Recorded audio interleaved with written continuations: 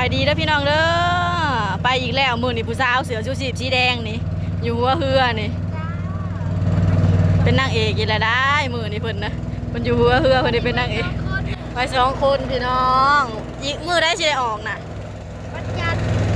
นทร์โคมหอบแล้วเราไปวันจันทร์เนาะ21ไปเยี่ยมแม่แก้วอีพี่น้องเอ้ยน้ำมือนี่มันพลมมือน่ะ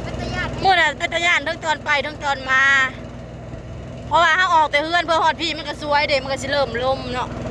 7 โมงปลายที่ยามนี่นะ7 โมงก็แบบตะเวนน่ะคือว่าสวยแฮงคือเก่าคือเดิมพี่น้องเอ้ยขามพัดดอนตาลอำเภอดอนตาลจังหวัดมุกดาหารตรงกันขามกับพันธด่านเมืองไซพุทองพี่น้อง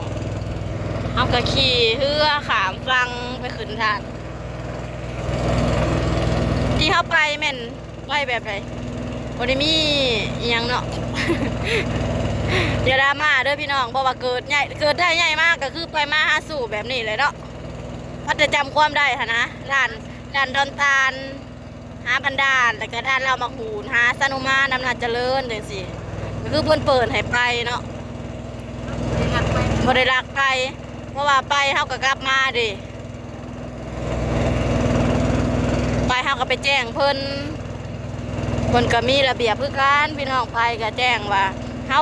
แต่ว่าไปใกล้บ่ได้พี่น้องไปได้แต่เขตก็คือในเขตนั้นจังหวัดมุกดาหารบ่หรือไปแม่นแล้วเนาะไปฮอดแต่มุกไปเลยหันบ่ได้พี่น้องเดี๋ยวเพิ่นจับ เพราะว่าบ่มีพาสปอร์ตเฮาบ่ได้ข้ามด่านใหญ่เด้เฮาก็ไปได้แต่เขตที่เพิ่นอนุญาตให้ไปนั่นแหละก็คือไปหาหมอจังซี่เนาะไปหาหมอเพิ่นได้ เพิ่นก็ให้ไปได้ไปตลาดไปห้างไปหยังหั่นนี่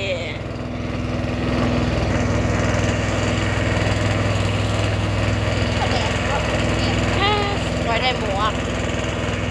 ไป2 คนมื้อนี้พี่น้องไปไม้ก็ไปเตี้ยว่าสิไปน้ำก็เลยแบบยังเกิดเหตุสุกเซินเนาะมีคนเสียชีวิตอยู่บ้านใกล้ๆเพิ่นนั่นแหละก็เลยยกเลิกที่แรกก็แม่สิออกมาแต่เฮือนเลยเนาะจนถามว่าไปแล้วสิไปสู่อยู่กันเด้อไปบริเฮ็ดยังอะไรส่วงนี่มีแต่ไปกับไปเขาจนบริษีเขาจะว่าอันนี้มันยาเลยแล้วบ่กิจการล่มแล้ว เจ๊งแล้วโรงสีเจ๊งแล้วหยุดแบบยาวๆเลยพี่น้องเอ้ยแบบยาวๆเลยแล้วกำลังไผ่2 คนถ้าฝ่าคือบอกไปบ่มีเงินไปหลายคนกับเพิ่นเงินค่าเรือค่าท่าค่าเดินทางเนาะทุกอย่างก็ต้องใช้เงินมีแต่อยู่ท่าอยู่บ้านใครดอกคู่มือนี้โทรหากันได้โทรเห็นหน้าโทรวิดีโอคอล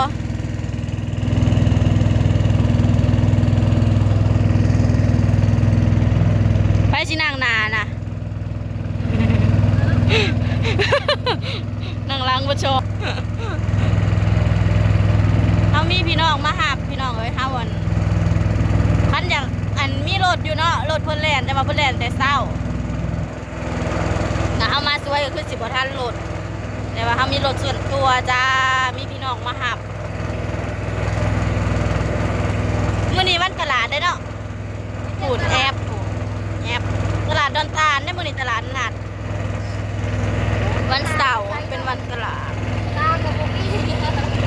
บรรยากาศดีพี่น้องมื้อนี้เงียบสงบเนาะเดี๋ยวถ่าเบิ่งตอนค้ากลับมาอีกเด้อว่ามันสิเงียบแบบนี้บ่ มือเข้ามามือนั่นน่ะป๊าดเสียวทั้งตอนไปเสียงทั้งตอนกลับขับมาแห่งลมแหงนั่งลินอยู่ในหน้าบ้านเมื่อคืนนี่มันหนาวกว่าหนาวเด้ๆหนาวเดือน4พูนผู้ลังคนแอบอย่างเดียวกองกระเบอร์ไปจ้ามุ่งหน้าสู่มุกดาหารพี่น้องตาเนี่ยบ่อยากมานำตาเนี่ยส่วนตาเนี่ยเอางัวตัวใหญ่ค่าร้าน แบ่งหน้าที่กัน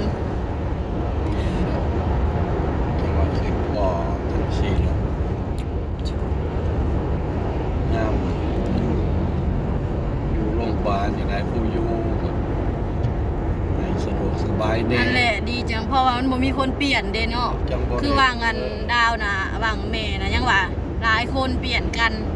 พัดกันกลับพัดกันมาจังซี่อันนี้เพิ่นบ่มีไผเปลี่ยนอยู่จังซั่นโอ้ยบ่แฮง แต่ว่า เพิ่นมาจมกับเพราะอันแบบนี้ จังว่าเขาเจ้าว่าอุ้ยเพลงก็ย่างว่ามันเพลงมันก็คุ้มว่ะบ่ตีดอกว่าเพลงน่ะว่ะ ใครกับ เออ ใครกับโอ้โหว่ามันแพ แม่ ง น แพงย้อนหยัง ว่าสู่ไปพังก็ว่าเพลงก็ย่าว่ามันดี มันนั่นสะดวกสบายว่ะมีต้นผูเผามีคนเปลี่ยนฮอดแล้วจ้ายังบ่ได้บอกไปเซอร์ไพรส์เลยค่ะเซอร์ไพรส์ฮอดเลยพี่น้องแล้วฮอดแล้วเอาคือมืดเถอะแม่นไปจ้าฮอดแล้วหมอมันเห็น ไม่หรอก ดได้ไหมกดปิดก่อนได้เห็นแต่ข่าวมาฝ่าวยายกับสันชิปผูกไปเองผู้เดียวขึ้นเองลงเองไปจ้าไปคุณยายกันไปหาคุณแม่กันจ้า ทางไหน ทางนี้